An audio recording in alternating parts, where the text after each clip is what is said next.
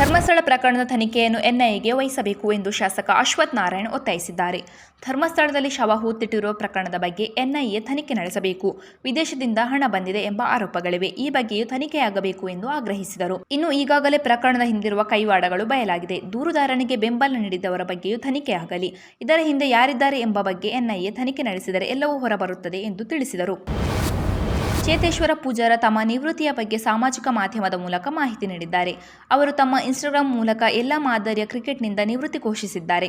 ಭಾರತೀಯ ಜೆರ್ಸಿ ಧರಿಸುವುದು, ಭಾರತೀಯ ರಾಷ್ಟ್ರಗೀತೆ ಹಾಡುವುದು ಮತ್ತು ನೀವು ಮೈದಾನಕ್ಕೆ ಕಾಲಿಡುವ ಪ್ರತಿ ಬಾರಿಯೂ ನಿಮ್ಮ ಅತ್ಯುತ್ತಮ ಪ್ರದರ್ಶನ ನೀಡುವ ಉತ್ಸಾಹ, ಇವೆಲ್ಲವನ್ನು ಪದಗಳಲ್ಲಿ ಹೇಳಲು ಸಾಧ್ಯವಿಲ್ಲ.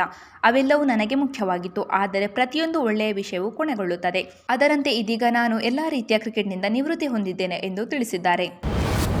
ಪ್ರಸಕ್ತ ಸಾಲಿನ ಮೈಸೂರು ದಸರಾ ಉತ್ಸವವನ್ನು ಉದ್ಘಾಟಿಸಲು ಆಹ್ವಾನ ಸಿಕ್ಕಿದ್ದಕ್ಕಾಗಿ ಬರಹಗಾರ್ತಿ ಮತ್ತು ಬೂಕರ್ ಪ್ರಶಸ್ತಿ ವಿಜೇತೆ ಬಾನು ಮುಷ್ತಾಕ್ ಅವರು ಸಂತಸ ವ್ಯಕ್ತಪಡಿಸಿದ್ದಾರೆ. ನನ್ನ ತಂದೆ ಕೃಷ್ಣರಾಜಸಾಗರದಲ್ಲಿ ಉದ್ಯೋಗದಲ್ಲಿದ್ದರು. ಪ್ರತಿ ವರ್ಷ ದಸರಾ ಸಮಯದಲ್ಲಿ ನಾನು ಕುಟುಂಬದೊಂದಿಗೆ ಹೋಗುತ್ತಿದ್ದೆ. ಶ್ರೀ ಜಯಚಾಮರಾಜೇಂದ್ರ ಒಡೆಯರ್ ಅವರನ್ನು ನೋಡಿದ್ದೇನೆ. ಒಂದು ದಿನ ನಾನೇ ದಸರಾ ಉತ್ಸವಕ್ಕೆ ಉದ್ಘಾಟನೆ ಮಾಡುತ್ತೇನೆ ಎಂದು ಎಂದಿಗೂ ಭಾವಿಸಿರಲಿಲ್ಲ ಎಂದು ಹೇಳಿದ್ದಾರೆ. ಪೂರ್ವ ಲಡಾಖ್ನ ನ್ಯೋಮಾದಲ್ಲಿ Mudh advance landing ground airfield ನಿರ್ಮಾಣಗೊಂಡಿದೆ. ಇದೇ ವರ್ಷ ಅಕ್ಟೋಬರ್ನಲ್ಲಿ ಪ್ರಧಾನಿ ನರೇಂದ್ರ ಮೋದಿ ಈ ಹೊಸ ಏರ್ಫೀಲ್ಡ್ ಉದ್ಘಾಟಿಸಲಿದ್ದಾರೆ. ಚೀನಾ ಗಡಿಯಿಂದ 30 ಕಿಲೋಮೀಟರ್ ಮತ್ತು ಲೇಹ್ನಿಂದ 200 ಕಿಲೋಮೀಟರ್ ದೂರದಲ್ಲಿ ಸಮುದ್ರ ಮಟ್ಟದಿಂದ 13,700 ಅಡಿ ಎತ್ತರದಲ್ಲಿ ನ್ಯೋಮಾ ವಾಯುನೆಲೆ ಇದೆ. ಬಾರ್ಡರ್ ರೋಡ್ಸ್ ಆರ್ಗನೈಸೇಷನ್ ನಿರ್ಮಿಸಿದ ಈ ನೆಲೆಯು ಉದ್ಘಾಟನೆಯಾದ ನಂತರ ವಿಶ್ವದ 5ನೇ ಅತಿ ಎತ್ತರದ ವಾಯುನೆಲೆಯಾಗಲಿದೆ.